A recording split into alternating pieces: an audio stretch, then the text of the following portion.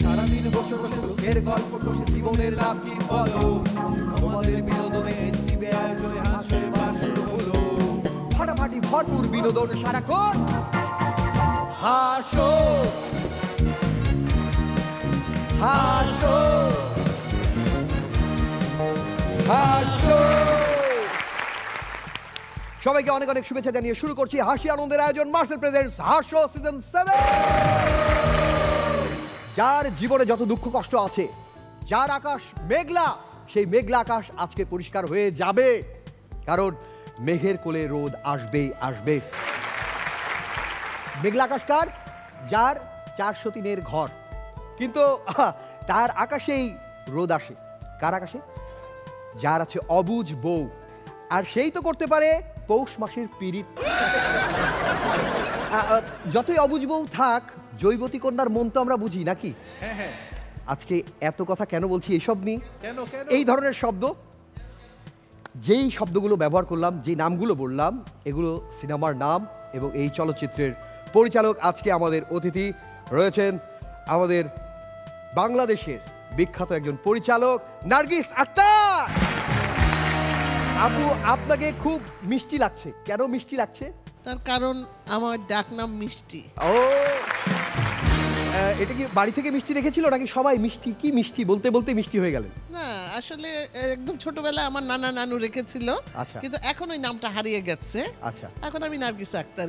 আজকেও মিষ্টি লাগছে। একটা জোরে হাত তালি। রয়েছেন আমাদের প্রিয় নায়ক সুপারস্টার আমির খান, আমাদের প্রিয় অভিনেত্রী, দুর্দান্ত লাগছে আজকে তাকে। রয়েছেন শবনম ফারিয়া। বুঝছি না, হঠাৎ করে একজন ডিরেক্টর এসছে, এই জন্য শবনম ফারিয়া একটু নতুন করে সেজেছে। ওকে, অবশ্যই অবশ্যই ডিরেক্টরের দৃষ্টি আকর্ষণের জন্য আমরা চেষ্টা করব। শুনলাম আপা সিনেমা বানাচ্ছে। আপা অনেকদিন পর পর সিনেমা করে, কিন্তু যেটা করে সেটাই দুর্দান্ত হয়। একটা জোরে হাত তালি। শবনম ফারিয়া আপু সেজেছে তো যে নেক্সট সিনেমার জন্য, কিন্তু তুষার ভাই আজকে হঠাৎ করে গ্লেজ দিচ্ছে, কারণটা কি? একটু বলেন, ঘটনা কি? ঘটনা হচ্ছিল আজকে আমার বিআই না। আসলেই কিন্তু আমরা বিআই সত্যি সত্যি বিআই? সত্যি। আচ্ছা, আমার ভাস্তি হচ্ছিল ওর ভাগ্নি। ওকে, এইসব সম্পর্কে আমরা জটিল, কিন্তু আমরা শুধু সম্পর্ক ওইটা বুঝি বিআই। আসসালামু আলাইকুম বিয়ান সাহেব, আরে কেমন আছেন বিয়ান সাহেব, বুকে বড় জ্বালা, কেমন আছেন বিয়ান সাহেব, মনে বড় জ্বালা। বিয়ান সাহেব গানটা যখন বলছিলাম তখন ফেরদৌস ভাইয়ের কথা মনে পড়লো, আর তখনই মনে পড়লো অবুঝ বইয়ের কথা। দুর্দান্ত সিনেমা। Thank you. এটা কবিগুরু রবীন্দ্রনাথ ঠাকুরের বিখ্যাত ছোট গল্প সমাপ্তি অবলম্বনে। সিনেমাটিক নেম ছিল অবুঝ বউ। এবং বলে রাখি, উনি 2 বার জাতীয় চলচ্চিত্র পুরস্কার পেয়েছেন, একটি তো মেঘলা আকাশের জন্য এবং আরেকটি অবুঝ বইয়ের জন্য। একটা জোরে হাততালি। এবার বলে রাখি আমাদের শোয়ে কি পুরস্কার থাকছে। যে হবে চ্যাম্পিয়ন এই হাসো সিজন 7-এ, তার জন্য মার্সেল দিচ্ছে 5 লক্ষ টাকা। যে হবে ফার্স্ট রানার আপ, মার্সেল তাকে দিচ্ছে 3 লক্ষ টাকা। যে হবে সেকেন্ড রানার আপ, তাকে মার্সেল পুরস্কৃত করবে 2 লক্ষ টাকা দিয়ে। যে হবে ফোর্থ, তাকে মার্সেল দিচ্ছে মাথা ঠান্ডা করবার জন্য একটি মার্সেল কুল এসি। যে হবে ফিফথ, তাকে মার্সেল ওয়াশিং করবার জন্য দিচ্ছে একটি মার্সেল ওয়াশিং মেশিন। আমাদের মেন্টররা আমাদের পারফরমারদের তৈরি করছে, দারুণ লাগছে। টাসেলের জন্য জোরে হাততালি। ওকে, রাবার ব্যান্ডের সঙ্গে আবু হেনা রনি, আমাদের জন্য হাততালি হোক। বলে রাখি যে টপ 10 নিয়ে আমরা লড়াই করছি। 5 জন 10 জন লড়ছে 2 পর্বে। একটি এপিসোড আমরা দেখেছি, এবার দ্বিতীয় এপিসোড দেখব। পরবর্তী 5 জন আজকে লড়বে। আপু, আপনি কোনো কমেডি শোয়ে জাজ হয়েছেন? না, আসলে সবাই আমাকে খুব সিরিয়াস পারসন মনে করে, সেটাই তো আমি সব সিরিয়াস ইস্যু নিয়ে যেসব শো হয়েছে সেখানে আমি ছিলাম জাজ, কিন্তু কমেডি শোতে এই আমি প্রথম। এবং আমি দেখলাম যেখানে একটা গুণ খুব দরকার, প্রচুর হাসতে জানতে হবে, যেটা সুইটহার্ট ফারিয়া মানে এত হাসে, আমি খুব মুগ্ধ হয়ে ওর হাসি দেখছিলাম। ওকে, আমরাও আজকে মন খুলে হাসবো, একটা জোরে হাততালি। ওকে আমিন ভাই, আপনার এই জার্নিতে আমরা প্রায় আস্তে আস্তে শেষের দিকে যাচ্ছি, এই জার্নিতে আপনার ভালো লাগা কতটুকু একটু যদি আমাদের সাথে শেয়ার করেন, মানে কোন বিষয়টা সবচেয়ে বেশি ভালো লাগে? না, আমার কাছে সবচেয়ে বেশি ভালো লেগেছে যে যারা পার্টিসিপেন্ট তাদের ইমপ্রুভমেন্ট দেখে মানে সত্যি অবাক হয়েছি যে নিজেদেরকে চেষ্টা থাকলে নিজেদেরকে কতটুকু ইমপ্রুভ করা যায়, এটার বাস্তব প্রমাণ আমি স্টেজে দেখেছি যে অল্প দিনের মধ্যে কতটা চেঞ্জ নিজেদের মধ্যে নিয়ে এসছে। এরকম এই চেঞ্জগুলো যদি আমাদের জন্য শিক্ষণীয় কি হিসেবে, যে আমরা যদি নিজেদেরকে পরিবর্তন করতে চাই তাহলে এটা সম্ভব, অসম্ভব কিছু অবশ্যই। ওকে, জৈবতী কন্যার মনে কি আছে সেটা একটু জানবো। শবনম ফারিয়া। দেখো, I have such a serious personality.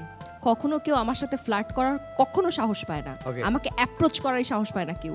আর তোমরা সাথে পার্টিসিপেন্টরা, এই কি বলে গ্রুমাররা যা করো আমার সাথে, মানে এটা আর বলার মতো না। এবং আপনি যে মনে মনে খুব এনজয় করেন সেটা আমরা ভালো করেই জানি, কারণ জৈবতী কন্যার মন তো এরকমই, কি ঠিক কিনা? না, কিন্তু এই জিনিসটা যে আমি এনজয় করি এটা তো আমি আগে জানতাম না, কারণ আমার কাছ পর্যন্ত তো এই জিনিসগুলো পৌঁছাতো না। হ্যাঁ। পৌঁছানোর পরে আমি দেখি জিনিসটা আসলে খারাপ না। ওকে, তুষার ভাই, এই গোটা জার্নিতে আপনার ভালো লাগা কতটুকু, কোন বিষয়টা সবচেয়ে বেশি ভালো লাগে? বিষয়টা হচ্ছে যে অনেকগুলো ছেলে মেয়ে তৈরি হচ্ছে, খালি আজকে না, আগের সিজন থেকে, এবং ওরা বিভিন্ন জায়গায় যে কাজ করছে এবং বাংলাদেশে স্ট্যান্ড আপ কমেডি জায়গাটা একটা তৈরি হয়ে গেছে, কিন্তু সেটা একটা বিশাল বড় প্রাপ্তি আমি মনে করি। ওকে, এবং এই প্রাপ্তির জন্য এনটিভি এবং মার্সেলকে একটা জোরে করো দেয়। আর কথা বাড়াবো না, আমাদের প্রথম ফাইটারকে ডেকে নিতে চাই। দুর্দান্ত, সে এত দূর এসছে শুধুমাত্র নিজের চেষ্টায়, নিজের মনোবলে। ক্লাস 7-এর ছেলে আসছে, মহিবুল্লাহ।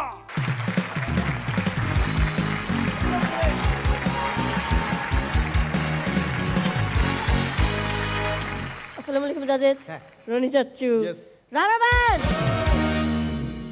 ফারি ম্যাডাম, আপনাকে কেউ যদি পাগল বলে আপনি মন খারাপ করবেন না। বাসায় এসে গোসল করে ফ্যান সেরে এক কোনায় যেয়ে ঠান্ডা মাথায় চিন্তা করেন, শালা এই ব্যাপারটা জানলো কেমনে। আমিন স্যার, আমাদের ক্লাসের টিচার দুইটা ছাত্রকে বলতেছে, তোমরা দুই ভাই, তবু তোমরা পরীক্ষার খাতায় নিজের বাবার নাম আলাদা আলাদা লেখো কেন? তখন বড় ভাই বলতেছে, আমরা যদি বাবার নাম এক লিখি তবু আপনি কইবেন নে, দেখে দেখে লেখছি।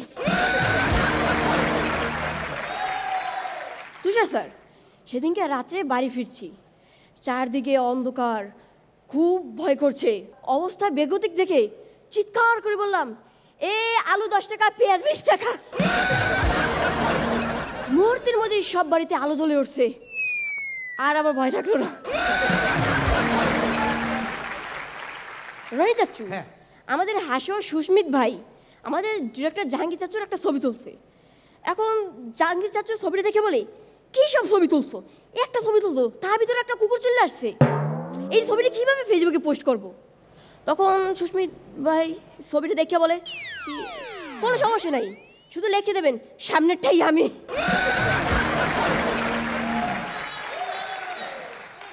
এরপরও আমি জাহাঙ্গীর চাচুর বাসায় একবার দাওয়াত খেতে গেছি। তো জাহাঙ্গীর চাচুর বাসায় দাওয়াত খেতে যাওয়ার পর একবার বলছিলাম থাক আর মাংস দিয়েন না, মাংস দিল না তো দিল না, একটাবার জোরও করলো না। কিপটার ঘরে কিপটা। আমিন স্যার, আমি একটা মেয়েকে আই লাভ ইউ বলছিলাম, সেই মেয়েটা বলে, তুমি আমার জুতার সাইজ জানো? জুতার সাইজ? দেখেন কি সব দিনকাল পড়ছে, রিলেশন শুরু করতে না করতে গিফট শুরু করে দিচ্ছে। ফারে ম্যাম, সেদিনকে আমি আব্বুকে বলি, আব্বু খুবই তো কইছিল আমি 2 সাবজেক্টে ফেল করবো। আব্বু কয়, তুই 2 সাবজেক্টে ফেল করো নাই? তাহলে তোর রেজাল্ট কি? 5 সাবজেক্টে ফেল করছি। রনি চাচ্চু, হ্যাঁ। সেদিনকে একটা মেয়ে কান্না করতেছিল, দেখতে খুব কিউট লাগতেছিল, তারপর তার নাক থেকে একটা বেলুন বেরে ফুটে গেল। বিশ্বাস করেন মনটা ভেঙে গেল। তুষার স্যার কয়েক মাস আগের একটা ঘটনা বলি। তা আমার এক আত্মীয়কে আমি জিজ্ঞেস করলাম, কাকিমা তোমার জামাই কি করে? সে মারাত্মক ভাব নিয়ে বলল, বাইরে থাকে। আমিও তার থেকে বেশি ভাব নিয়ে বললাম, এই শীতে বাইরে থাকে কেন, ঘরে জায়গা দাও না?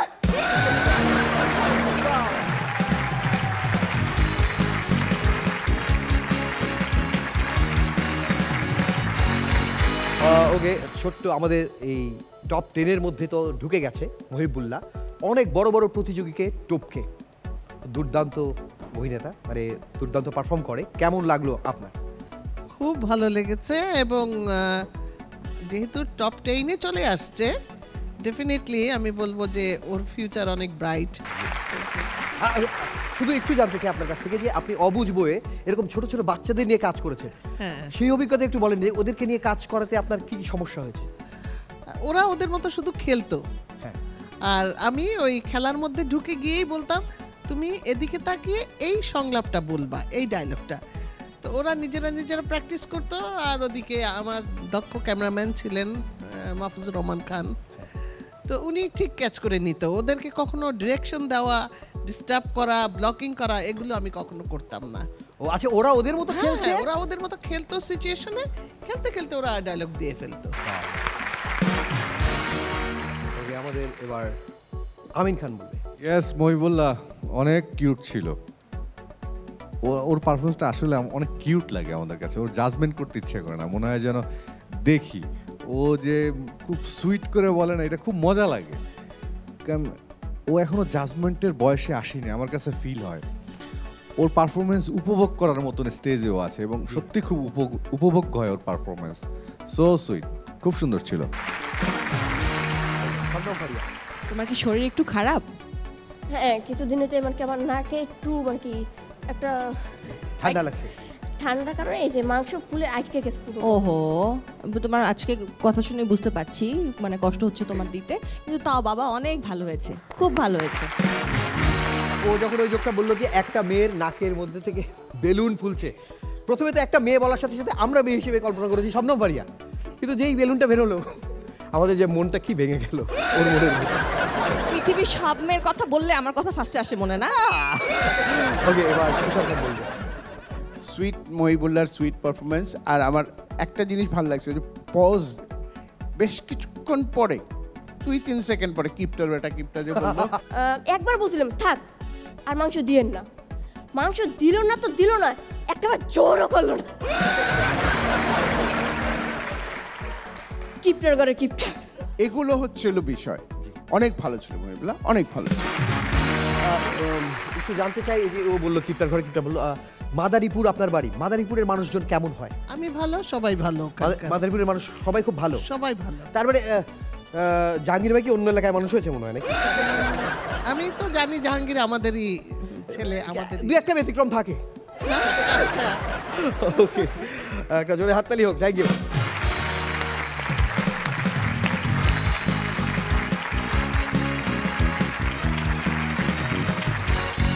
ওকে, মহিবুল্লাহকে অলরেডি অনেকে বলা শুরু করেছে বিন্দি মরিচ, ছোট কিন্তু ঝাঁজ ঠিকঠাক। শুরুটা যেহেতু দুর্দান্ত হয়েছে, আজকে অনেক আয়োজন রয়েছে। এই হাসো সিজন 7-এ সারা দেশ থেকে আমরা ফুল নিয়ে এসে মালা গেঁথেছি। এই যে কেবল মাদারীপুরে ফিরে গিয়েছিলাম, মাদারীপুর নিয়ে কথা হচ্ছিল, এবার চলে যাব আমাদের শবনম ফারিয়ার এলাকায়। কচুয়া চাঁদপুর থেকে মাথাতে আসবে আল আমিন নীরব।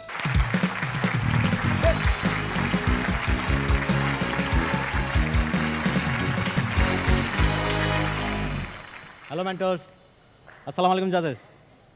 আচ্ছা, আমরা সবাই তো স্কুল লাইফটাকে মিস করি, রাইট? হ্যাঁ, মানে এখন খুব করি, তখন তো স্কুল ফালাইতাম। আর তখন আমরা স্কুল ফালায় কমন একটা ইয়ে করতাম, যে আমরা বাসায় একটা মুরব্বি মাইরে ফেলতাম। আমি তো আমার ফ্যামিলি মুরব্বি এমনভাবে মারছি, আমার ফ্যামিলিতে মুরব্বি বলতে কেউ ছিল না। আমার স্যার বলতেছিল, নীরব তোর তো এখন ফ্যামিলিতে মুরব্বি বলতে কেউ নাই, তো তুই এখন স্কুলে আসস নাই কেন? আমি বলছি, স্যার যার ফ্যামিলিতে আপন বলতে কেউ নাই তার আবার স্কুল কি? এই বুয়া মার্ডার করতে করতে আমি একদিন ঝামেলা পাইসা যাই। একদিন আমি, আমার নানু, আমার মা যাচ্ছি, হঠাৎ করে স্যার বলতেছে, কিরে নীরব এটা কে? তুই না বলছো তোর নানি নাই? আমি, স্যার এটা আমার নানার সেকেন্ড ওয়াইফ। ঝামেলা আপাতত শেষ হয়েছে, বাট আমার নানু আমার মা বলতেছে, আচ্ছা এই সেকেন্ড ওয়াইফ মানে কি? আমি বলছি সেকেন্ড ওয়াইফ বাংলা অর্থ হচ্ছে নানু। ওকে, কিন্তু ঝামেলা আরও বাইরে গেছে। একদিন আমার নানু আমার স্যারের সাথে দেখা হয়েছে। আমার নানু বলতেছে, স্যার আপনি আমার চিনছেন? না চিনি না, আপনি কে? আমি তো নীরবের সেকেন্ড ওয়াইফ।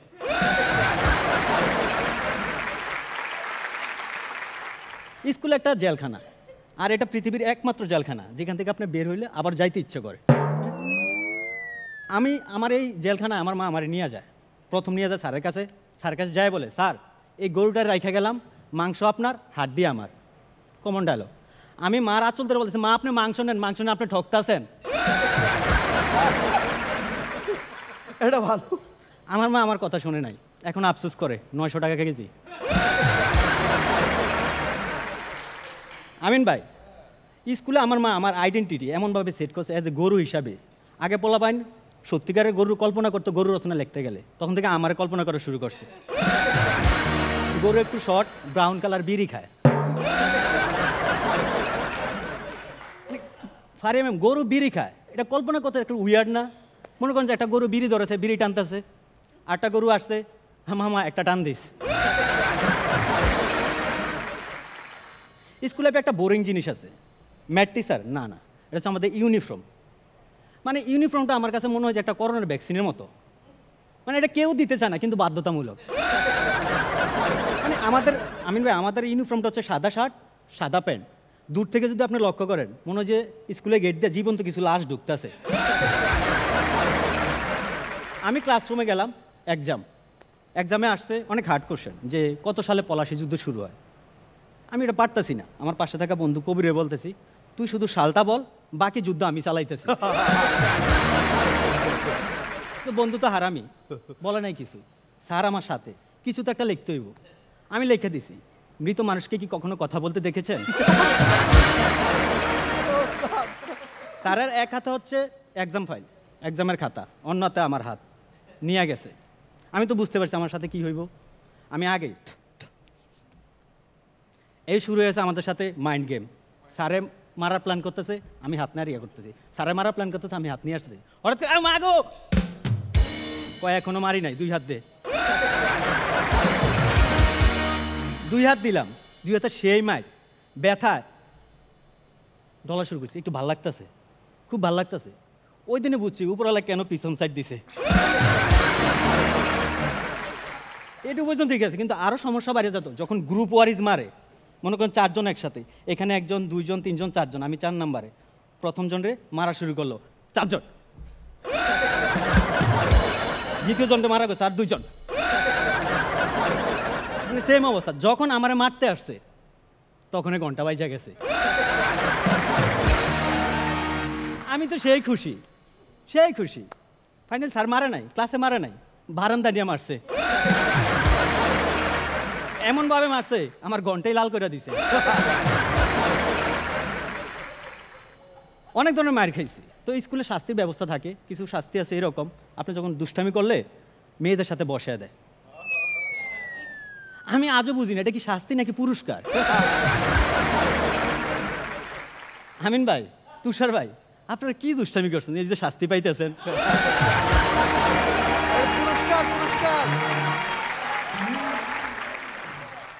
প্রতিটা স্কুলে বার্ষিক ক্রীড়া প্রতিযোগিতা হয়, এটা খুব ভালোই হয়। কিন্তু আপনি খেলার আইটেমগুলো দেখেন, খেলার অবস্থা দেখে আমার মনে হয় যে এই কারণে বাংলাদেশ অলিম্পিকে কোনো মেডেল পায় না। খেলা কি হাড়িভাঙ্গা খেলা? এটা কোনো খেলার ইয়ে হইলো? একজনের চোখ বাইন্ধা দিব, একজন যাক হাড়ি ভাঙবো। তো এটা তো কোনো ক্রিয়েটিভিটি নাই। আমাদের জাহাঙ্গীর ভাই যদি ব্যাক স্টেজে আমাদের চোখ বাইন্ধা দিয়ে বলে মার্ক পর্যন্ত আসলে তুই এপিসোড উইনার, মানে কোনো ক্রিয়েটিভিটি নাই। মানে এই খেলা সবচেয়ে মেয়েরা ভালো খেলে। বলুন তো কেন? কেন কেন কেন? কারণ এটা বিয়ের আগে একটা নেট প্র্যাকটিস। আরেকটা খেলা আছে, এটা হচ্ছে ব্যাডমিন্টন। আমার খুব ফেভারিট। মানে যখন কোনো মেয়ে খেলে, আমি অডিয়েন্সে আমি এভাবে একবার দেখতেছি, একবার এভাবে দেখতেছি, একবার এভাবে দেখতেছি, একবার এভাবে দেখতেছি, তারপর খুব ভালো লাগতেছে। আর একটা অদ্ভুত খেলা আছে, চেয়ার খেলা। মাঝখানে একটা চেয়ার থাকবো, চারপাশে পার্টিসিপেন্ট। মানে যে আগে যায় ধাক্কা দিয়ে চেয়ার দখল করতে পারবে। আমার এই খেলাটা ভাল লাগে। আমি মনে করি এটা আমাদের জাতীয় খেলা করা দরকার। কারণ কারণ বাংলাদেশ এমন একটা দেশ যেখানে সবচেয়ে বেশি চেয়ার দখলের জন্য ধাক্কাধাক্কি হয়। আরেকটা খেলা আছে, অদ্ভুত খেলা, সেটা হচ্ছে বালিশ খেলা। ম্যাম খেলছেন বালিশ খেলা? আচ্ছা আচ্ছা, আমি ভাবছি উনি ফিলু পাসিং খেলছে। বালিশ খেলাটা আমার একটা অবজারভেশন আছে। বালিশ খেলাটা হচ্ছে যেমন আমাদের আমিন ভাই, উনি হচ্ছে ফুচকার মতো, মেয়েরা বলে আমার লাগবে আমার লাগবে আমার লাগবে। আর বালিশ খেলাটা হচ্ছে আমাদের রনি ভাই, তুই নে তুই নে তুই নে। ভাই সব জোকস লজিক হয় না। হ্যাঁ, আরেকটা খেলা আছে, মানে কি মুরগি যুদ্ধ। এক পা দাঁড়িয়ে থাকবেন, এভাবে খেলবেন, হাত দিয়ে ইয়া করবে। আমি অংশগ্রহণ করছি। আমার হাত দিয়ে করে না, আমার পা দিয়ে এমন মারছে আমি পড়ে গেছি পুরা। আমার স্যার বলতেছে কিরে তুই পড়ে গেছিস কা? আমি স্যার আমার এমনভাবে আসছে আমার মোরগ তো এখন মুরগি হয়ে গেছে।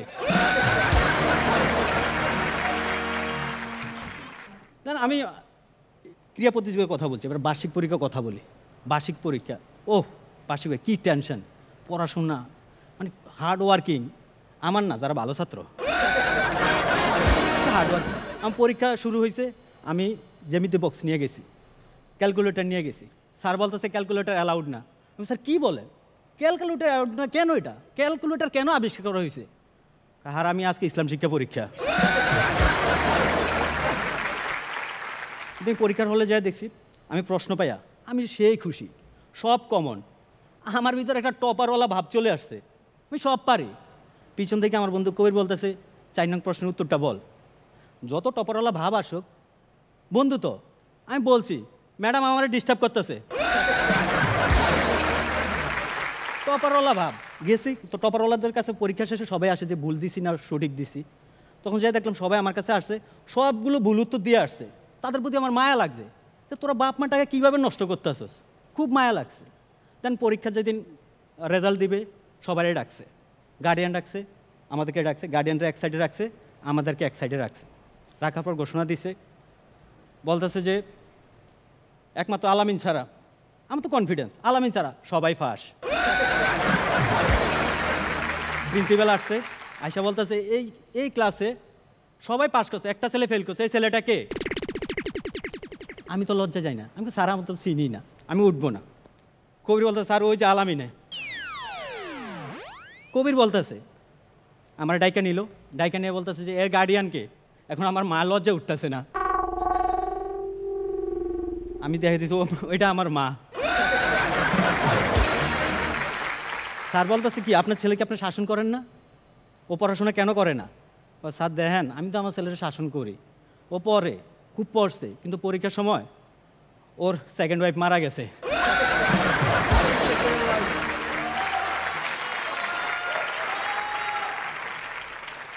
যাক, আমরা স্কুল লাইফের কথা প্রথমে বলছি, আমরা অনেক মিস করি। স্কুল লাইফটা একটা আমাদের গোল্ডেন টাইম, আমরা অনেক মিস করি। তো স্কুল লাইফে আসলে একটা কথাই বলি, স্কুল লাইফে আমরা আমাদের রায়হান রাফি একটা সিঙ্গার আছে, ওর গানের 2টা অংশ আমি বলি, ঠিক আছে? এটা আমার ধুলুবালু জমা বই, আমার বন্ধুরা সব কই, আমার ভাল লাগে না মিথ্যে শহর, রাতের আধারে রই। Thank you.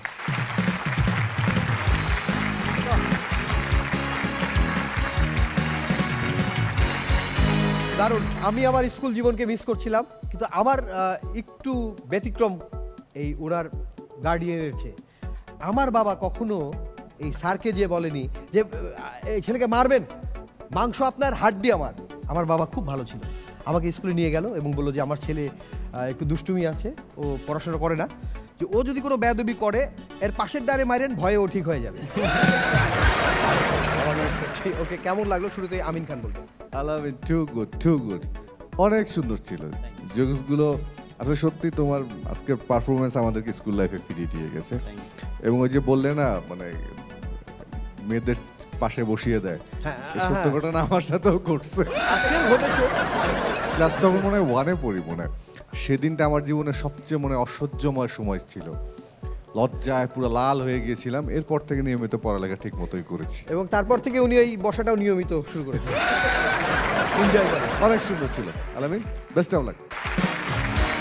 আপনার পারিয়া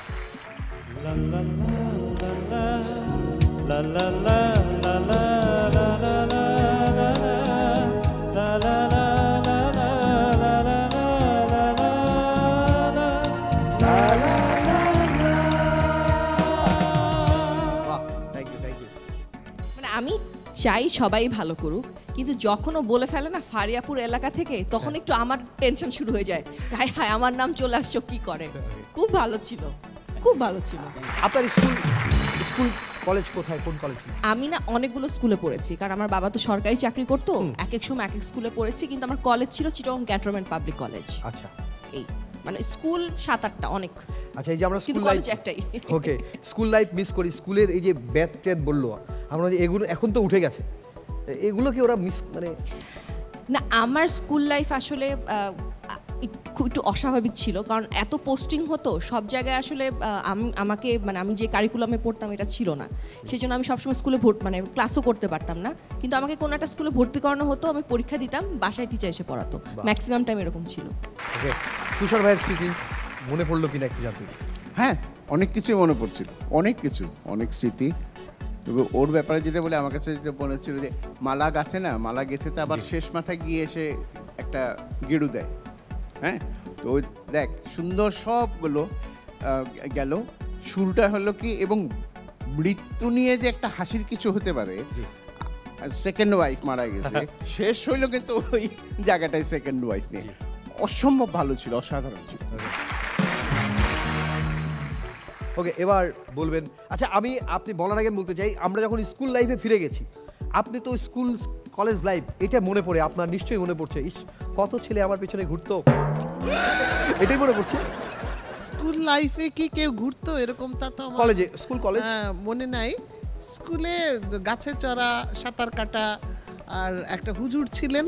আচ্ছা, মানে আগে তো ইসলামিক ক্লাসটা হুজুর নিতেন, ওনার সবচেয়ে অপছন্দের স্টুডেন্ট আমি ছিলাম। আচ্ছা, হ্যাঁ, তার কারণ হচ্ছে যে আমি ছোটবেলায় নাচ গানের সাথে জড়িত ছিলাম। কথার আগেই ও আর কি পড়বে, আচ্ছা, ও তো নাচ গানই করে শুধু। আর ওনার ক্লাস কি করে ফাঁকি দিতে হয়, পালায় যেতে হয়, আর ওই যে বেতের বাড়ির হাত পাতা, এগুলো আমার খুব মনে পড়ে গেল। কিন্তু পারফরমেন্সের দিক থেকে আমি বলবো খুব ভালো করেছে, এবং সবচেয়ে বড় কথা একটা ইস্যুকে সে টেনে নিয়ে গেছে। এবং যেটা তুষার বলল যে এন্ডে এসে তার যে নানি সেকেন্ড ওয়াইফ মারা গেছে, একটা সিরিয়াস ব্যাপার, কিন্তু সে কমেডি করে ওটাকে শেষ করেছে, খুব ভালো। যেমন ভালো আপনিও করেছিলেন। সিনেমার নাম 403-এর ঘর। প্রথমে নাম শুনে বা সিনেমা দেখে ভেবেছিলাম মনে হয় এটা বহু বিবাহকে মনে হয় প্রমোট, পরে উনি দারুণভাবে বুঝিয়েছেন যে আসলে এটা যে কী কী প্রবলেম, সামাজিক প্রবলেম, বাকি সেই প্রবলেমটুকুকে তিনি তুলে ধরেছেন। সো একটা চোরে হাত পেলে আপনার অনেক অনেক ধন্যবাদ আপনাকে, থ্যাংক ইউ।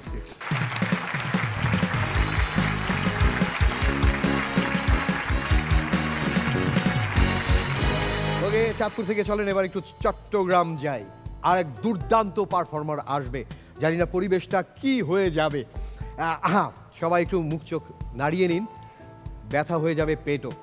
আসছে চট্টগ্রাম মিরসরাই থেকে মোহাম্মদ রিয়াজউদ্দিন।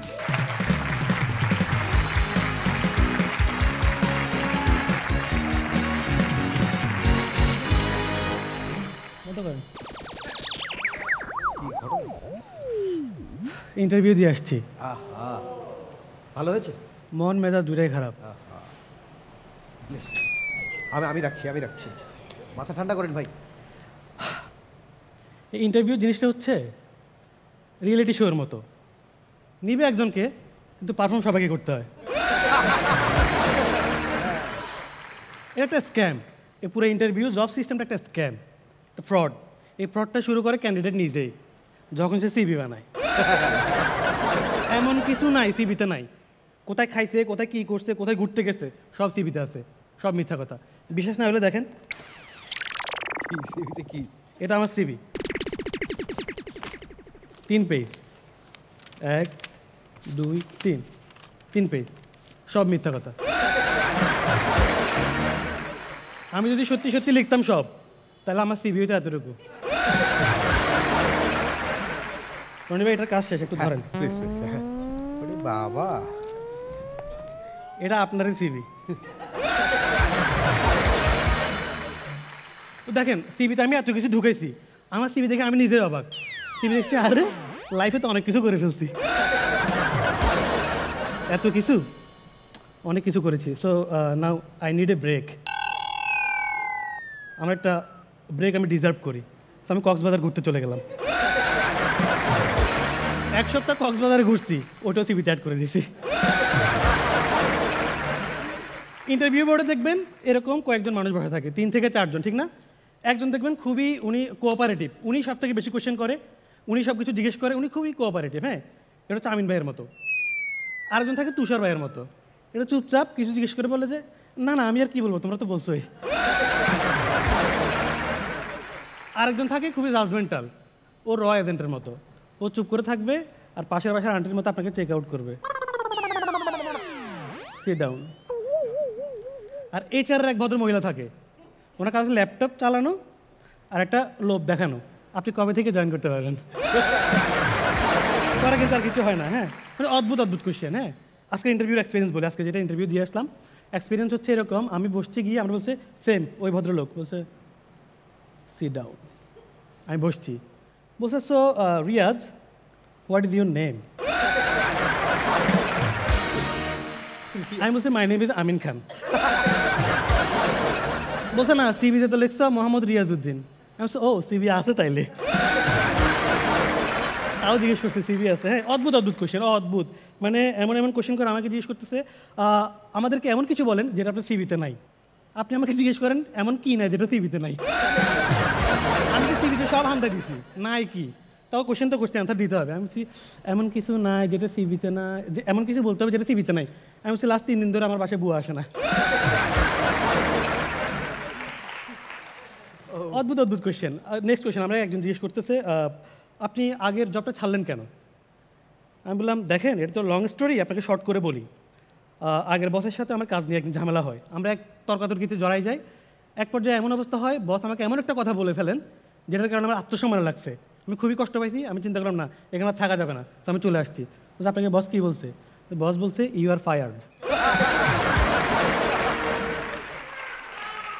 কী কোয়েশ্চেন দেখেন, আমার জিজ্ঞেস করতেছে 5 বছর পর আপনি নিজেকে কোথায় দেখতে চান?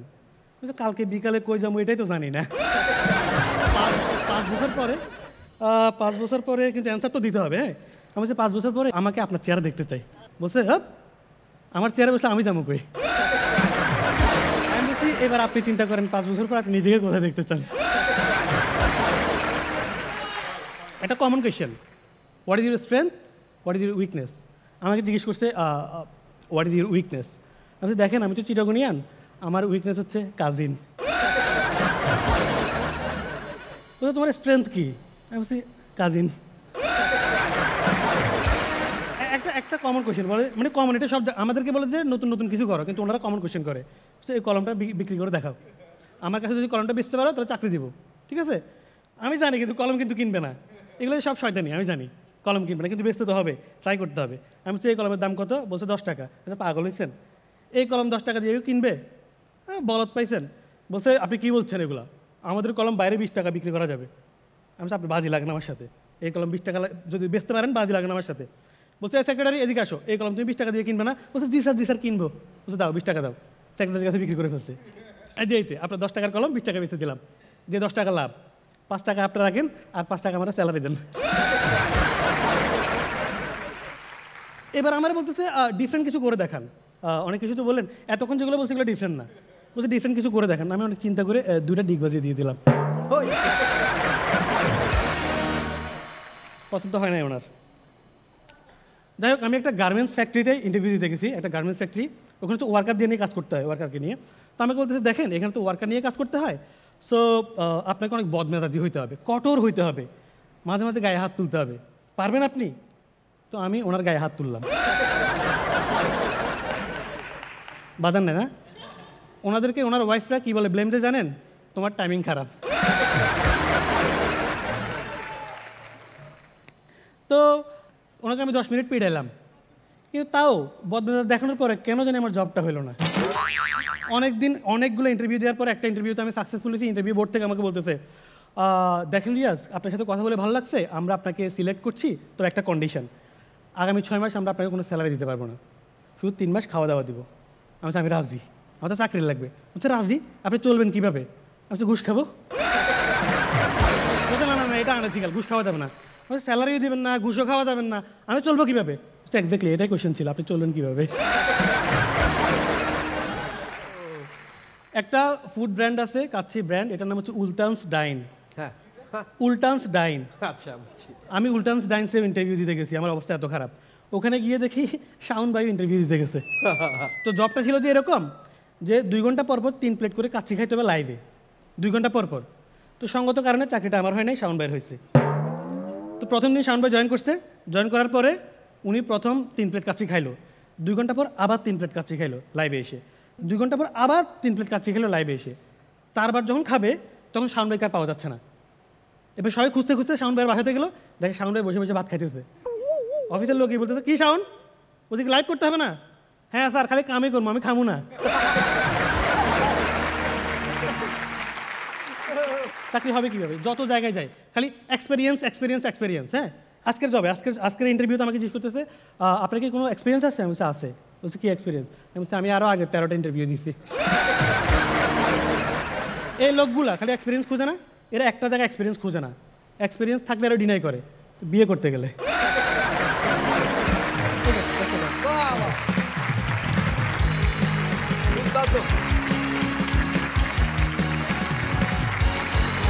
অসাধারণ অসাধারণ, প্রত্যেক দিন দুর্দান্ত।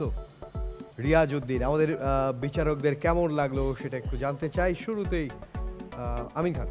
ও আসলে রিয়াজের পারফরমেন্স দেখার আগে আমরা নিজেরাই প্রিপারেশন নেই, পানি টানি খেয়ে গালে হাতটা দিয়ে যায়, গাল টাল ব্যথা হয়ে যায় কিনা। প্রত্যেক দিনই গাল ব্যথা হয়ে যায়। Too good Riaz, too good, too good.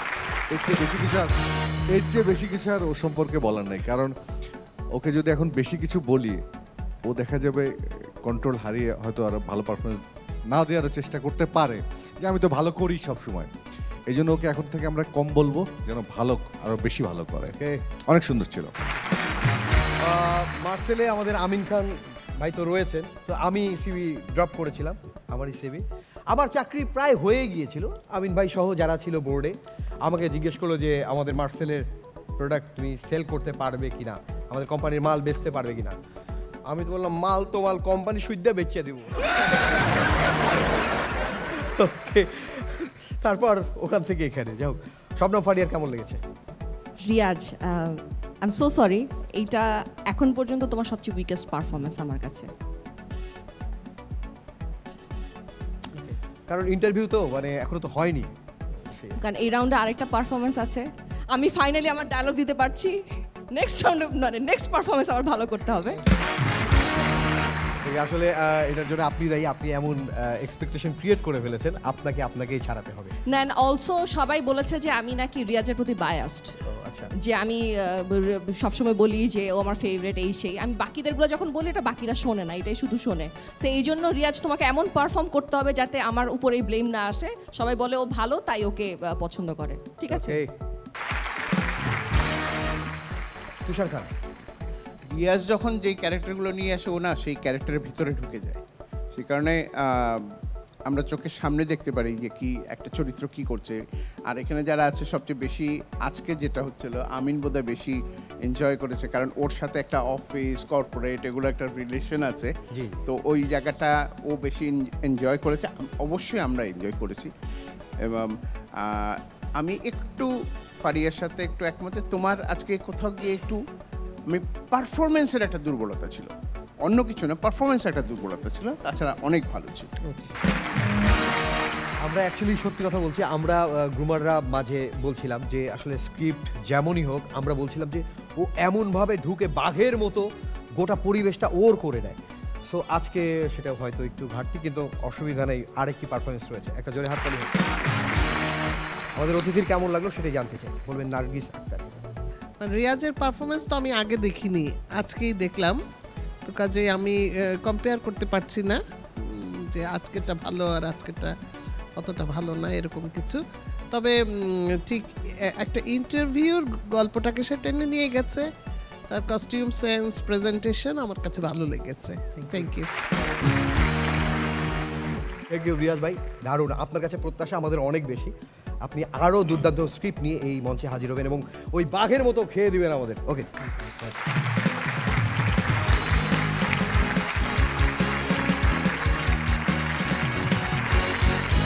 আমাদের মাঝে রয়েছেন আমাদের গুণী অভিনেতা রয়েছেন তুষার খান, প্রিয় অভিনেত্রী শবনম ফারিয়া, সুপারস্টার প্রিয় নায়ক আমির খান এবং আজকে যিনি রয়েছেন জাতীয় এবং আন্তর্জাতিক অঙ্গনে প্রথম নারী পরিচালক যিনি পুরস্কার প্রাপ্ত হয়েছেন, Nargis Akhtar. Thank you. Okay, কার জন্মস্থান কোথায় একটু জানতে চাই। ঢাকা। ঢাকা, হ্যাঁ। আপনার? সুনামগঞ্জ। ওকে। খুলনা। খুলনা, হ্যাঁ খুলনা। ওকে, সবার এই যখন জন্মস্থান জিজ্ঞেস করলে বা খোঁজ করতে গেলে এরকম পাওয়া যায়, তো উইকিপিডিয়া ঘাটছিলাম নার্গিস আক্তারের জন্মস্থান, ওখানে লেখা আছে জন্মস্থান ঢাকা মেডিকেল কলেজ হাসপাতাল। জন্ম ঢাকায় হয়েছে আপনার? ঢাকায়, এবং ঢাকা মেডিকেলেই। জন্মস্থানের কথা বললাম খুলনা, খুলনার জন্মস্থান আমিন খানের। তাহলে ওখান থেকে আমরা এখন একজনকে ডেকে নিয়ে আসি। এর আগে যেহেতু আমরা শবনম ফারিয়াতে গিয়েছিলাম, খুলনা খালিশপুর থেকে দুর্দান্ত একজন পারফর্মার, হাসি মুখের পারফর্মার আসছে তারেক মাহমুদ।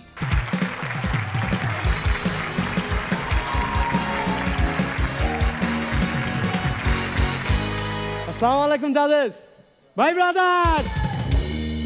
ব্রেকআপের পরে মেয়েরা স্যাড পোস্ট কেন দেয়? কেন কেন কেন? কারণ তারা এটা বুঝাতে চাচ্ছে ভ্যাকেন্সি আছে, তাড়াতাড়ি ফর্ম ফিল আপ করেন। আমি আমার প্রথম ব্রেকআপের পর আমার গার্লফ্রেন্ডকে বললাম, আচ্ছা তুমি তো চাইলে আমার নামে একটা মামলা দিতে পারতা। হ্যাঁ, কেন কেন কেন? তারিখে তারিখে অন্তত দেখাতে হইতো। তো ভাই, সব ছেলেদের ইচ্ছা থাকে একটা বড় লোকের মেয়ে পটাবে। আমিও একটা পটাইছিলাম। আমার বললো তোমার বার্থডেতে আমি তোমার সারপ্রাইজ দেবো। ঘরে আমার 3000 টাকার কেক পাঠাইছে। আমি ঘরে 300 টাকা কেক কাটতেছিলাম। মায় আমার দেহে কয়, আরে গেছে, আমার সাওয়ালটা পুরো গেছে। আল্লাহ জানো ওই মাইয়ার পিছনে কত টাকা না খরচ করছে। বাপ কয়, থাক চুপ করো, কিছু কইও না, বড় লোকের মাইয়া পটাইছে, সারা জীবন বসে বসে খাবে। এই সব দিয়ে ডেলিভারি ম্যান হাসতিছে, ভাই আপনি আসেন কে? স্যার এটা ক্যাশ অন ডেলিভারি। এরপর একটা মেয়ে পটাইলাম, সে আমার ওয়াদা করলো, দেখো মৃত্যু ছাড়া আমাদের কেউ আলাদা করতে পারবে না।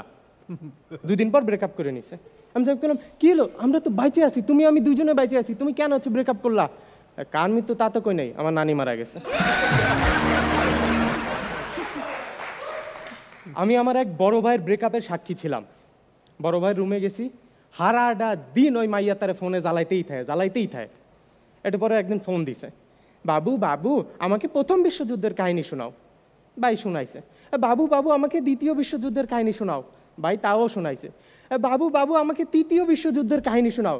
ভাই কোনো রকম বানাইছে না, কাহিনীটা কইলো।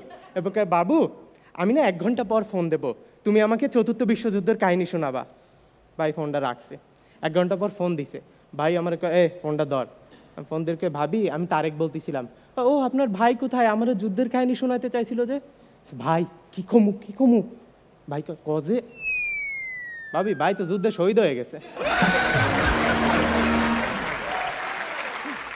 ভাই আমার ব্রেকআপ হইতে হইতে এতটা অধৈর্য হয়ে গেছি যে মনে হয়েছে এর সাথে একটা গরু পাললে ভালো হইতো, অন্তত দুধ তো খাইতে পারতাম। এরপরে একটা গার্লফ্রেন্ড পটাইলাম যার বয়ফ্রেন্ড মারা গেছে। তারে নিয়ে গেছি রেস্টুরেন্টে নিয়ে ওয়েটার আসছে, স্যার কি খাবেন বলেন? স্যার কাজ করেন 2টা বার্গার আনেন। মেয়ে কান্দে, ফেলায় কান্দে। কি হয়েছে, কান্দো কা? জানো ও না আমার জন্য সবসময় বার্গারই অর্ডার করতো। থাক ভাই বার্গার ক্যান্সেল, বিরিয়ানি নিয়ে আসেন। আবার কান্দো কে? কি জানো আমি না ওর জন্য সবসময় বিরিয়ানি রান্না করতাম। ভাই বিরিয়ানি বাদ দেন, একটা স্যান্ডউইচ। জানো না আর কিছু জানা লাগবে না ভাই, সব ক্যান্সেল, আপনি আমার পানি দেন খালি। পানি খাচ্ছি, এবার হাও করে কান্দিছে। এবার কি হয়েছে? আমার বয়ফ্রেন্ড পানিতে ডুবেই মারা গেছিল।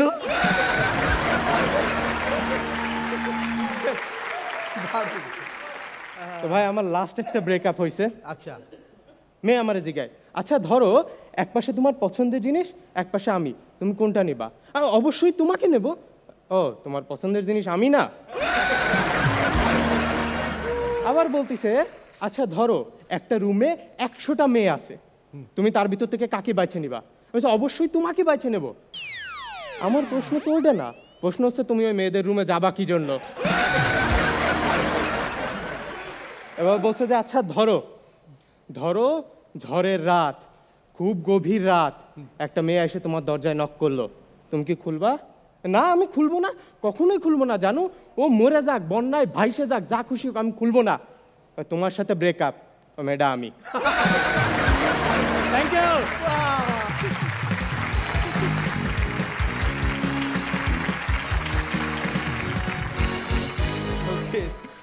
দুর্দান্ত, প্রত্যেকটা একবারে অসাধারণ।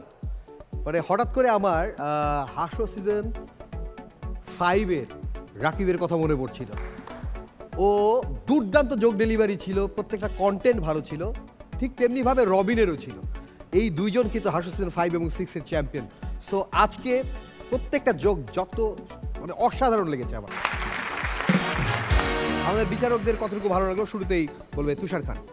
তারেক অনেক ভালো ছিল, আর তোমার যেটা ছিল যে খুলনার ভাষা ছিল আবার ছিল না, ওইটা আরও বেশি ভালো লেগেছে। আর কন্টেন্টগুলো অনেক ভালো ছিল, তোমার পারফরমেন্স ভালো ছিল, আমার ভালো লাগছে। ওকে, শবনম ফারিয়া। ঠিকঠাক ছিল Tareq, best of luck. Arin Khan. Yes তারেকের আজকের জোকসগুলো অনেক মজা পেয়েছি, সত্যি কথা। আজকে পারফরমেন্সে তোমার অন্য দিনের চেয়ে আজকে অনেক মানে আগে অনেক চিৎকার বেশি ছিল, আজকে সেই চিৎকারটা অনেকটা ব্যালেন্সে নিয়ে এসছো, যেটা তোমার অনেক পজিটিভ একটা সাইন আমি মনে করি। এবং আজকে পারফরমেন্সটা বোঝা গেছে, এবং তুমি আগে যে চিৎকার করলে কি তুমি নিজে পারফরমেন্সের মধ্যে ঢুকতে পারতে না, আজকে কমিয়ে এনেছো এবং পারফরমেন্সে তুমি নিজে এনজয় করেছো, নিজে ওইটার মধ্যে ইন করতে পেরেছো। এটা অনেক পজিটিভ সাইন ছিল তোমার, সুন্দর ছিল। Best of lakh. আমাদের অতিথির কেমন লাগলো জানতে চাই। খুব ভালো লেগেছে, বিশেষ করে ইস্যুটা ছিল ব্রেকআপ, এবং এক একটা জোকসে ছিল এক একভাবে গার্লফ্রেন্ডকে প্রেজেন্ট করা, তো খুব ভালো লেগেছে। মানে এই কন্টেন্ট সবগুলো ইউনিক লেগেছে, দুর্দান্ত লেগেছে। কারণ কি কন্টেন্টগুলো কোথা থেকে আসলো? পার্সোনাল লাইফ থেকে নাকি? না, কিছু আমি হচ্ছে মানে পার্সোনাল লাইফে রিলেশন থেকে কিছু সত্যি ঘটনা, কিছু আমি নিজে। ওকে, কিছু সত্যি ঘটনা থাকে, কিছু এর সাথে যোগ বিয়োগ ঘটে। রিসেন্টলি আমি এরকম একজন হতাশ, একজন কষ্ট পাওয়া একজনকে ঘুরতে নিয়ে গিয়ে আমারও সেম কেসটা ঘটে গেছে। ওর জন্য জোরে একটা হাততালি। জোরে।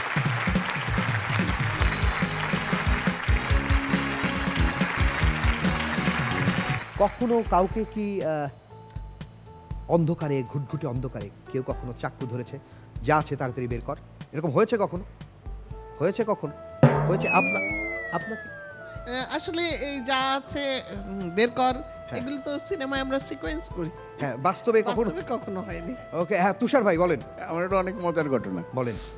আমি অনেক বেশ রাত্রে, শীতের দিন 12:30 একটা এরকম হবে, রিক্সা করে ব্যাক করছি, বাসায় যাচ্ছি। তো একটা গাড়ি আসলো সামনে, দাঁড়ালো, দাঁড়ায় এসে ছুরি ধরে কোনো কথা না, তা আমি হুট উঠানো ছিল, হুটটা নামাইছি। আপনি ভাই আসেন, আপনি কোথায় যাবেন, নামাই দেই গাড়ি। ওকে, কেন যে মাস্তান তুষার ভাইকে দেখে চমকে উঠলো, উনাকে দেখে বললো আপনি, তারপর সে বুঝে গেছে যে এই আপনার কাছে অবশিষ্ট টাকা আর নেই, সব তো শেষ। ওকে, আমাদের সর্বশেষ কন্টেস্টেন্ট ওস্তাদ গুরু আসছে মোহাম্মদপুর ঢাকা থেকে, মেহেদী হাসান তরু।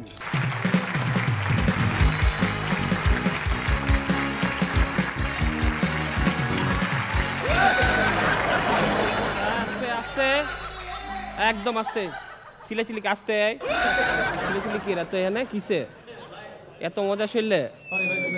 ও আচ্ছা, এটা আসো, হাঁসের মঞ্চে মজা হবে ভরপুর, ভাইয়ের বাসা মোহাম্মদপুর। বাইরে চোখে চা আনো, দুধ চিনি বেশি, লিকার কম, কড়াজুনা করে 3 কাপ চা 5 কাপে আনো, চলো।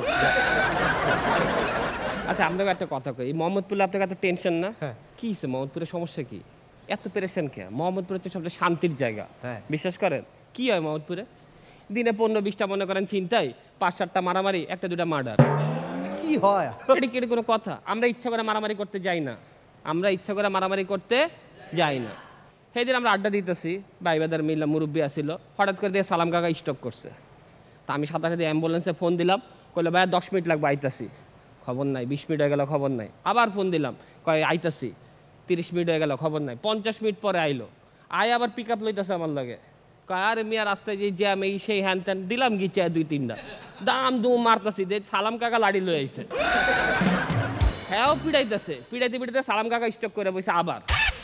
তারপর আর কি, ড্রাইভারে লয়ে গেলাম হসপিটালে, সালাম কাকারে কবরস্থানে।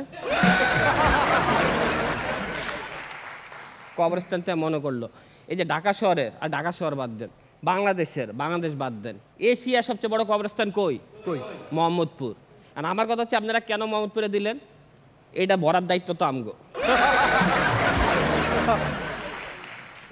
সেদিন আমার ছোট ভাই ওই যে কানাবাবু তো বসকে মস্কে আইসে বাসায়, আর পরে বাপেরে কইতেছে আজকে তো বাবা দিছি। কালার তোর এই অবস্থাকে কি দিছস, কয়টা দিছস? কয় 7-8টা তো দিছি একদম বহায়া। আর খাইছস কয়টা? আব্বা 26টা পর্যন্ত গুনতে পারছিলাম। বাপের মাথা গরম হয়ে গেছে, কয় তুই তো আমার ইজ্জত রাখলি না, তুই তো আমার পোলা, আমি তো 56টা গুনছিলাম। না এইসব আমরা করি না। দেখেন আমরা পোলাপাইন কি করি, মাঠে খেলতে যাই, বাসার থেকে যাই 16 জন, 8 জন করে 2 দলে খেলে ফেরত আই 14 জন, বাকি 2 জন, একজন পঙ্গু হসপিটালে, আরেকজন কবরস্থান। আমরা খুব শান্তিপূর্ণভাবে মোহাম্মদপুর চালাই, এলাকা ভাগ করে এলাইছি, আমার একটা, ভাইয়ের একটা। লালমাটি এলাকাটা কার জানেন? চিনো নাই তোমরা? না ভাই বাদার চিনো নাই, চিনছে দেলরগা ঘুরে ডাবল এক্সেল তুষার ভাই। ভাইয়ের একটাই কথা জানেন আপনারা, লালমাটি যে একটা মহিলা কলেজ আছে, ভাইয়ের একটাই কথা, মাইয়া মানুষ সবসময় মায়ের নজরে দেখতে হইব, অগ কিচ্ছু করা যাবে না। পুরা লালমাটি মাইয়ারা সেফ, খালি রিক্সা থাকে মাইয়ার মাগুলা। কারণ ভাইয়ের একটাই কথা, ঝুনা খাইলে গুনা নাই, ঝুনা খাইলে। ওস্তাদ যাও চালো। সরি সেই দিন আমগো এই যে ডিম জাহাঙ্গীর, ডিম সিদ্ধ ডিম,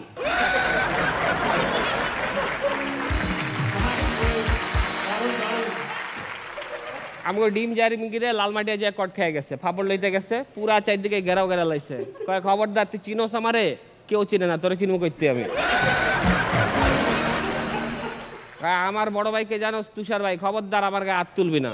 সবাই ডরাই গেছে, ভাইয়ের নাম হই না, কেউ গায়ে হাত তুলে নাই, সবাই পা দিয়া লাইতেছে।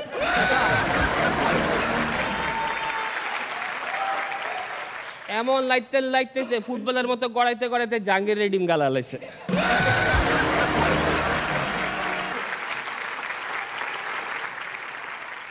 আইসালো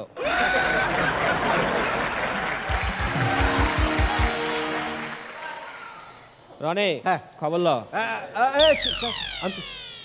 এই দিন আমারে কি করলো, আমারে ধরে লাগছিল একদিন। ওই যে কইলো না মায়া মানুষ রিস্কে, একদিন এক মায়ের লগে আমার প্রেম হয়ে গেছে, খবর পেয়ে গেছে, আমার বাসার থেকে তুললাই না একদম মেশিন ঢাকায় দিল। কয় কি করছোস? আমি ভাই যা করার করেন, আগে পুরা কাহিনী শুনেন, তারপরে যা করার করেন। ওকে, কয় তাড়াতাড়ি ক। আমি বললাম আপনার এলাকার একটা মাই আমারে ফোন দিছে, আমি হারা রাত ফোনে কথা কইছি, কিন্তু তখনও কইছি এটা তুষার ভাইয়ের এলাকা, কিছু করতে হইলে ভাইয়ের অনুমতি লইয়া করতে হইব। ঠিক আছে, তারপরে কি? তারপরে ভাই একদিন কয় চলেন ঘুরতে যাই। আমি গেলাম ঘুরতে, কিন্তু যাইয়া ওখানে কইছি এইটা তুষার ভাইয়ের এলাকা। কথা কে?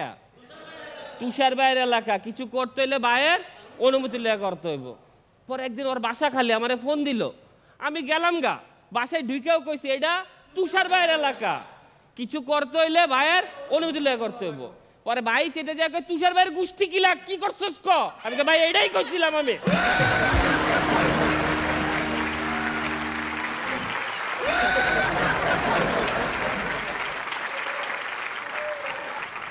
আজকে একটা কথা কই, ঠিক আছে? এই যে আপনারা কন্যা মোহাম্মদপুর মানে কি, যে চুরি ছিনতাই, এই সম্পূর্ণ ধারণাটা আজকে আমি ক্লিয়ার করে দিই। ভাই যেহেতু প্লেয়ার, ভাই একটু ক্লিয়ার করে দিয়ে যায়, ঠিক আছে? এই সম্পূর্ণ ঘটনাটা একদমই সত্যি। আমরা করি, কিন্তু কেন করি? মোহাম্মদপুরে থাকি আমরা একটু মিডল ক্লাস মানুষজন, ঠিক আছে? আমগো সামনে আমরা কি সেট চালাই, চায়না মাইনা সেট, খয়রাত। হঠাৎ করে আমগো সামনে দিয়ে ধানমন্ডির যে মাম্মি ড্যাডিস পোলাবান আছে না, এটি আয়া আইফোন লো আমগো সামনে দিয়ে যাইবো, এটা আমগো ইজ্জত লাগে না? লাগে কি না?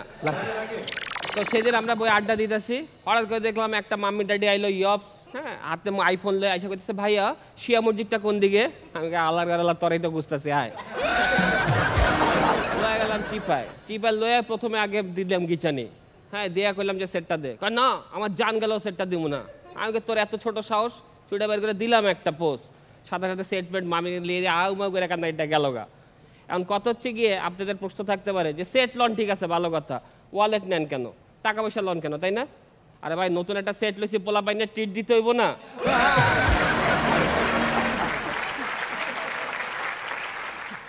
আর আমরা এটার একটা বিজনেসে দাঁড়া করায় ফেলছি, এটা একটা লিমিটেড কোম্পানি বানাইছি, ঠিক আছে? আমাদের ব্রাঞ্চ অফিস আছে মিরপুরে, ফার্ম গেটে, যাত্রাবাড়িতে, কত ছেলেপেলের কর্মসংস্থান হইতেছে। সেদিন এক আন্টিরে ধরলাম, একদম মেশিন ঢাকাই দিলাম। আন্টি কয়, বাবা আমার কাছ থেকে নিও না, আমার ছেলে তোমাদের কোম্পানিতে ইন্টার্ন করতেছে।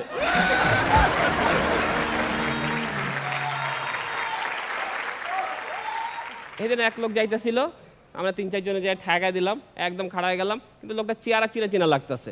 আমি কই আপনারা দেখছি, কই ভাইয়া এর আগে 2 বার আপনি নিছিলেন। আমি কই আচ্ছা এটা 3rd টাইম, তাহলে তো আপনার লাগে 50% ডিসকাউন্ট, টাকা যা আছে অর্ধেক দেন। না আমরা এগুলি ছাইড়া দিছি। এই যে 5ই আগস্টের দেশ স্বাধীন হয়ে গেল না, হ্যাঁ আমরা চিল, পুরা চিল মোহাম্মদ। এই যে আমাকে যে এক্সপিরিয়েন্স এটাই তো কামে লাগছিল এতদিন, তাই না? এই 2 আর 3 তারিখে কারফিউ ছিল, মনে আছে? কারফিউতে আমরা এলাকায় খাড়ায়া কোনো গাড়ি ঢুকতে দেই নাই, পুরা রাস্তা ব্লক করে কারফিউর মধ্যে আমরা ফুটবল খেলছিলাম। খেলতেছি, হঠাৎ করে দেখি যে পুলিশের গাড়ি আইলো, 2 জন পুলিশ নামলো, আমরা তো পুরা পুলিশে ঘেরা এলাম। কি ব্যাপার এখানে কি? না এমনি একটু টলে আসছিলাম। জানেন না আজকে কারফিউ চলতেছে?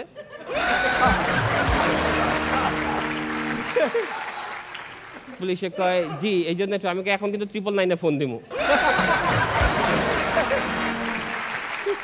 এবার এক বড় ভাইয়ের কথা কয়, কিন্তু একের মাল, ঠিক আছে? সেই একের আমাকে গদি ভাই, আচ্ছা গদি ভাই থাই টেকনাফে।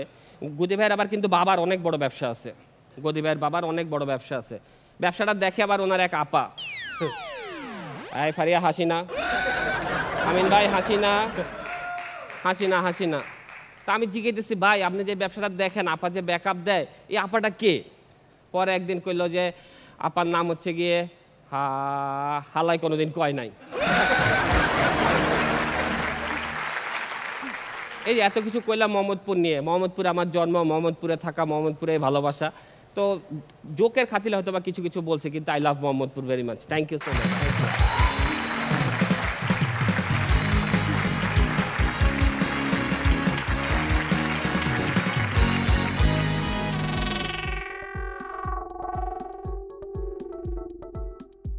আচ্ছা, সবাই যে এই মোহাম্মদপুর নিয়ে বলা উল্টা হলেন, সবার লাল মাটিয়া দেখা যাচ্ছে।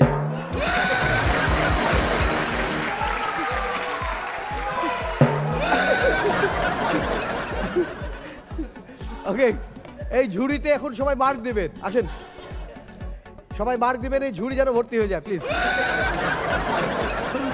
ওকে, হাসির ঝুড়ি ফুটেছে আমাদের এই অনুষ্ঠানে, হাসির ফুল ঝুড়ি। আমাদের বিচারকরা কেন ওইদিকে আমরা জানি না। ওকে, আমরা শুরু করব। ওকে, একটা জোরে হাততালি হোক। অ্যাকচুয়ালি এই যে আমরা বলি না পারফর্মাররা একটু ব্যতিক্রম কিছু করবে, ব্যতিক্রম পারফরমেন্স দিবে, তো বিচারকরা তো ব্যতিক্রম কিছু করবে। হয়ে গেছে, গড়াগড়ি হয়ে গেছে, উঠে দাঁড়ানো হয়ে গেছে। ওকে, এটাই একটা নতুন ফর্মুলা, 3 জন অন্যদিকে একটা জোরে হাততালি। ওকে, এবার ঘুরেন, একটা জোরে হাততালি হোক।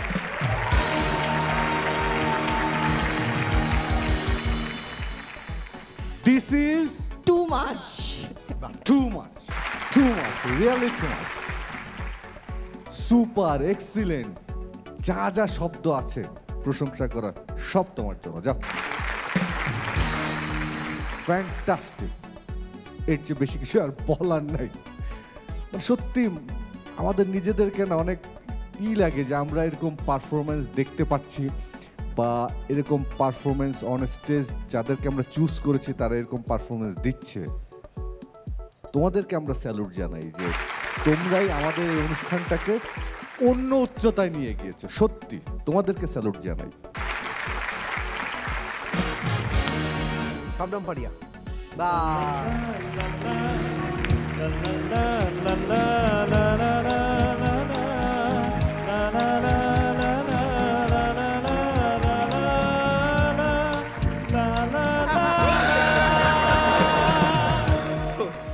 দারুণ দারুণ দারুণ। তুষার খান, আমি খালি একটা কথা বলবো, গোষ্ঠী মারি তোমার পারফরমেন্স। এক্সেলেন্ট করু, ভাষা নাই, এক্সেলেন্ট এক্সেলেন্ট। কেমন লেগেছে একটু আপনি বলবেন। খুব ভালো লেগেছে। আমি আমিনের সাথে শেয়ার করছিলাম যে একদম রিয়েল কমেডিয়ানরা যা করে, যে তারা কন্টিনিউয়াসলি হাসায় যায় সবাইকে, কিন্তু নিজেরা কিন্তু হাসে না। তো সে একটা ব্রেকেও নিজে কিন্তু হাসে নাই। আর মোহাম্মদপুর সম্পর্কে কেন শুনছিলাম, আমি নিজে মোহাম্মদপুর বাসী। আচ্ছা, ও বলছে যে সব কিছুই সত্যি, এটা আমি কিন্তু বলবো যে সব কিছুই মিথ্যা। এই এই এই ব্যাপারগুলো সব এলাকাতেই ঘটে, কাজে মোহাম্মদপুরে স্পেশালি হাইজ্যাক এই সেই এগুলো ঘটে না। ঠিক আছে, আপনি সিনেমা করবেন?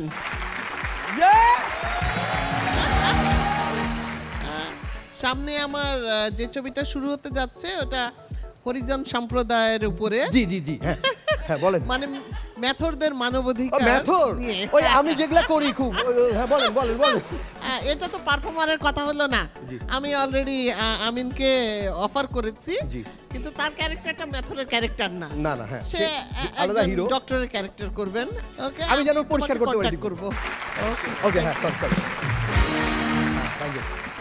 একটা জোরে হাততালি হোক। থ্যাংক ইউ নূর ভাই, অসাধারণ। মানে আপনার মধ্যে যে এরকম ব্যতিক্রম ধর্মী, আমরা সেই বাবা ছেলেরটাই একটা ব্যতিক্রম ভাবে তরু ভাইকে পেয়েছি, অফিসে পেয়েছি, আজকে আরেক রকম লুকে পেলাম তরু ভাই, বস অসাধারণ। ওকে, আমাদের বাকি কন্টেস্টেন্টরা প্লিজ।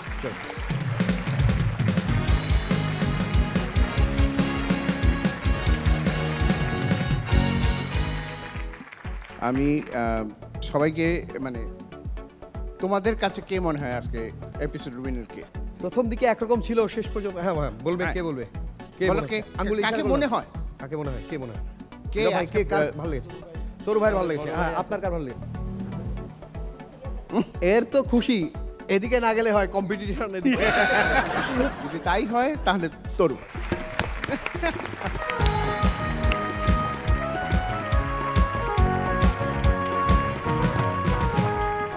ওকে, দুর্দান্ত একটা এপিসোড শেষ হলো। খুবই ভালো লাগছে যে আমরা যাদেরকে পেয়েছি তারা আমাদের এই মঞ্চকে, এই যে আলো, এই আলোকে ছাড়িয়ে আরো আলোকিত করছে। সো একটা জোরে হাততালি তাদের। প্রিয় দর্শক, আপনাদের আশেপাশে থেকে আমরা আওয়াজ পাই যে এবার কিন্তু জমে উঠেছে হাসো সিজন 7। এটাই আসলে লাকি 7 বলছি, এটাই আমাদের অনেক বড় পাওয়া, অনেক বড় ভাগ্য। আপনারা ভালো থাকুন, সুস্থ থাকুন এবং প্রত্যেক বৃহস্পতি এবং শুক্রবার রাত ঠিক 9:30টায় দেখতে থাকুন মার্সেল প্রেজেন্টস হাসো সিজন 7। দেখা হবে আগামী পর্বে।